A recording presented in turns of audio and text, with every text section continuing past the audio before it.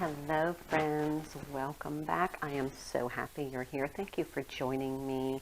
Thank you for your kind comments and support of my channel and my Facebook page. Thank you, thank you, thank you.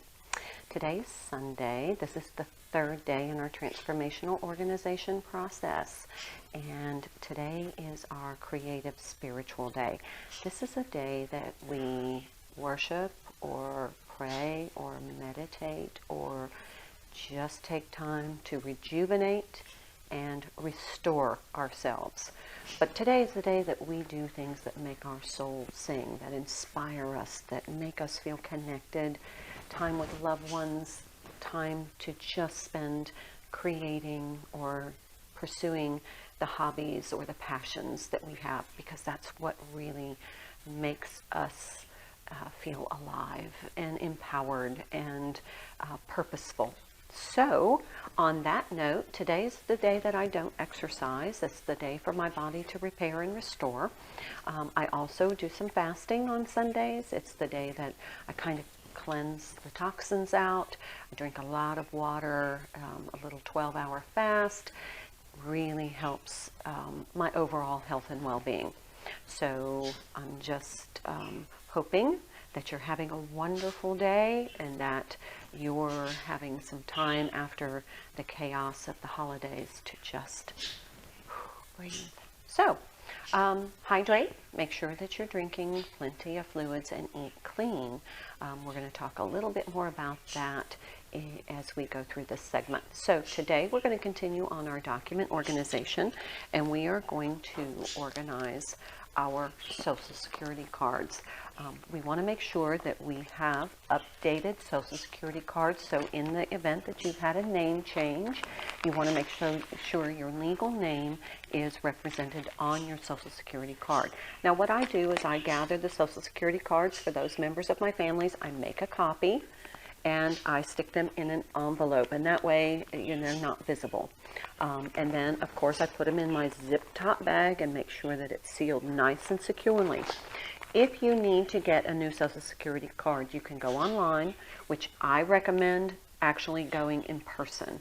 I would prefer going to the local Social Security office and applying for a new Social Security card. They can help walk you through the process. Plus, you just don't put anything online, especially on a wireless network. If you do go online, make sure that you're connected through your Ethernet cord. It's just an added measure of security.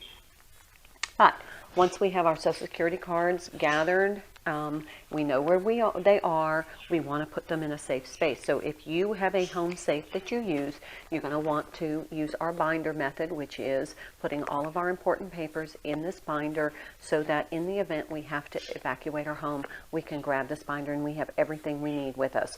Titles to our cars, birth certificates, Social Security numbers, insurance. Everything is in one spot.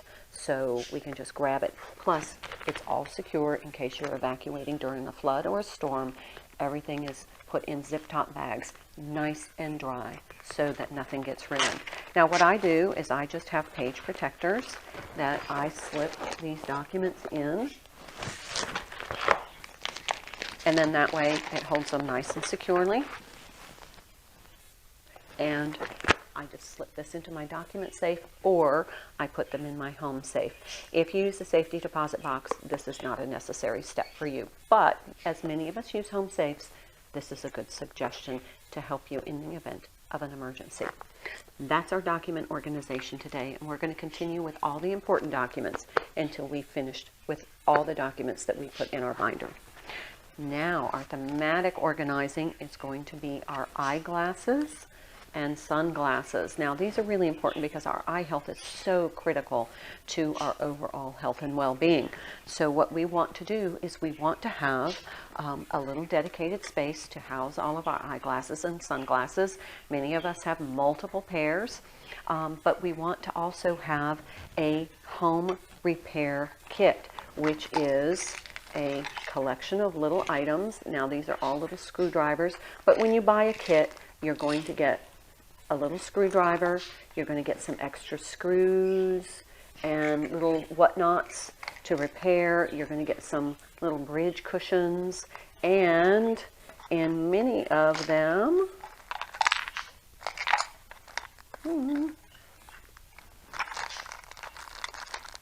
Sorry, slip to the bottom. You might even get a little magnifying glass, which will be very helpful. So what you want to do is you want to periodically go through your, gather all of your eyeglasses and sunglasses, and you want to take your little screwdriver and match it to the type of screw that you have that holds your little ear things on. I don't know what they're called, but you want to tighten those screws down. Number one, that's going to make it nice and snug, so your eyeglasses are going to fit better, and it will also keep that screw from falling out. And then that way you don't have a situation where you're trying to drive home and you've lost the part that keeps it on your face securely and you're trying to drive without your glasses. So just periodically go ahead and tighten all those screws down on all your eyeglasses and sunglasses. And then while you have them all together, we're going to give them a good cleaning. Now, of course, I have a video on the YouTube channel called Eyeglasses and Sunglasses. And what you want, if you want to check out more information, please visit that. It's on a playlist under thematic organizing. Another thing is if you go to the ophthalmologist, they will give you this glasses cleaning solution, which is really safe. You can use this with your flour sack towel that we use for cleaning. Have one set aside that you just use for your eyeglasses or sunglasses. If you'd rather, you can get these little lens wipes. I use these for my photography equipment, but they're great for eyeglasses and sunglasses. I keep these in the case with my sunglasses so that when I need to clean them, I have something, especially if I'm outside or if I'm driving, I have a lens wipe in there. I also want to make sure that all of my cases are debris free. You don't have any dirt or anything that could scratch your glasses in the bottom of your case. Now this one is the case that goes in my purse, and I also just put like a hair elastic around it to kind of keep it snug so that it doesn't open when my purse and my glasses get damaged. Okay, so let's talk about our eye health. Now, if you haven't seen your eye doctor in a while, you may want to make that appointment because you want to make sure that you're aware of any changes going on with your eyes. You know, every year my eyes seem to get a little more challenging to see. So I like to see my ophthalmologist once a year. At once every 2 years is the absolute minimum. But if you can go once a year, check with your insurance company and see if you have eye health.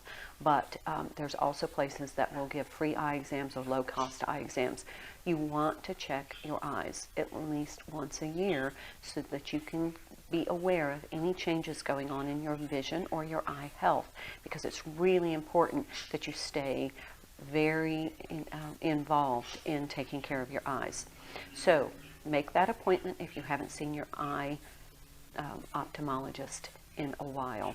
You also want to update your prescriptions and make sure that the prescription that you're using is what is best for your overall eye health. Now, go ahead and clean your glasses, and along with your eyeglasses or your regular eyeglasses, you want to do the same thing for your sunglasses. You want to make sure that those screws are nice and tight. Any kind of wiggly movement you want to try and tighten down with your screwdriver and those screws so that your eyewear is nice and snug. You're not constantly pushing it up. It fits nicely. The lenses are very clear so you can see through them, because that's going to support your eye health. So on that note, that's our thematic organizing for today. Just create a dedicated space to keep all of your eyeglass cases, your eyeglasses, your lens wipes, and your little eyeglass repair kit. My brother gave me this beautiful purple box. It's my favorite color. It's a glass, beautiful glass, and I wouldn't know what else I was going to do with it, but it's perfect for my eyeglasses and sunglass little kit and information. All of the little eyeglass paraphernalia goes neatly in this box. Plus, it looks pretty as a storage device.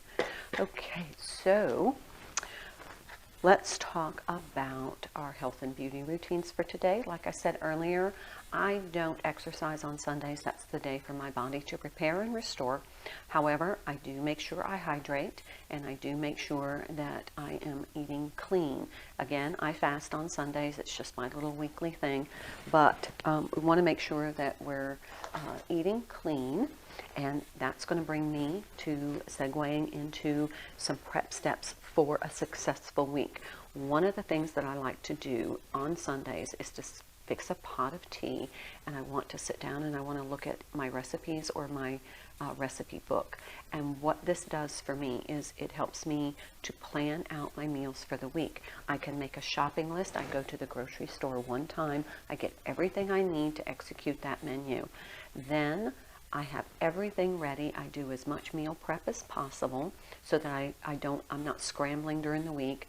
And then I also, it helps me to avoid that impulse to stop by, the fast food place to grab and go some less healthy food options.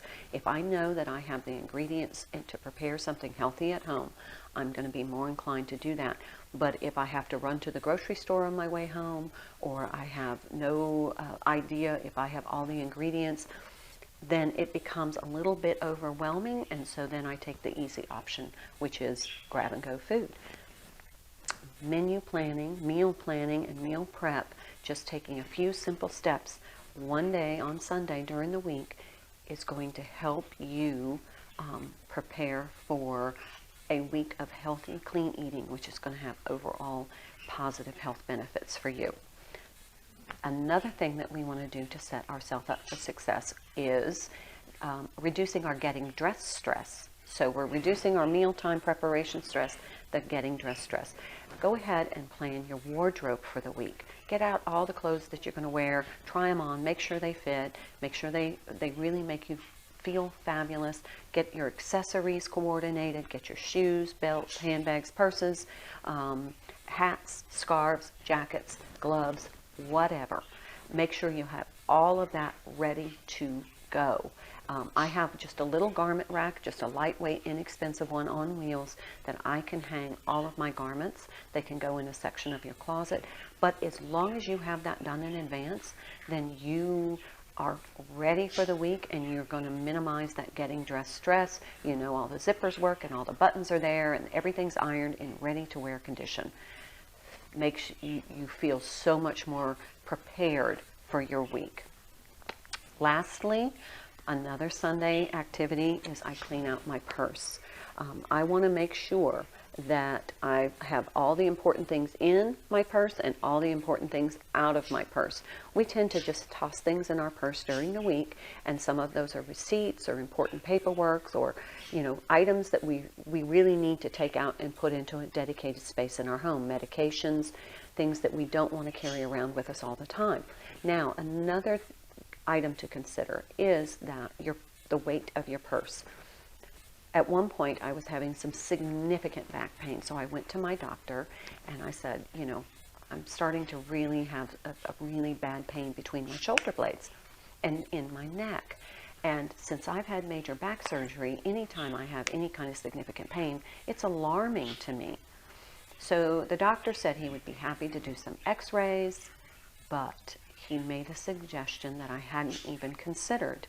He took one look at that big purse I was lugging around, and he said, what I would suggest is go home and empty out that purse and see if in a couple of weeks if that back pain doesn't go away, because he said he was willing to bet that the back pain in my neck and between my shoulder blades was caused because my purse was way too heavy.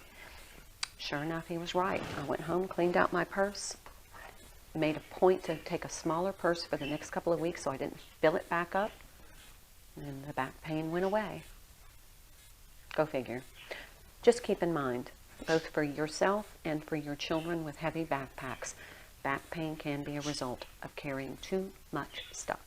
So clean out your purse, get ready for the week, make sure all your credit, debit cards are in the right place, your driver's license there. You have what you need for the week, but you don't have too much.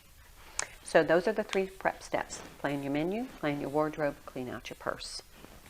Now, lastly, that brings us to our wardrobe. Remember, we're creating a rainbow wardrobe and we're organizing and categorizing our clothing by colors. This creates a really harmonious closet. We tend to avoid less putting clothes away. You know what that's like when you have to shove all the clothes to one side to try and get a garment in, and they come out wrinkled because they're all squished together.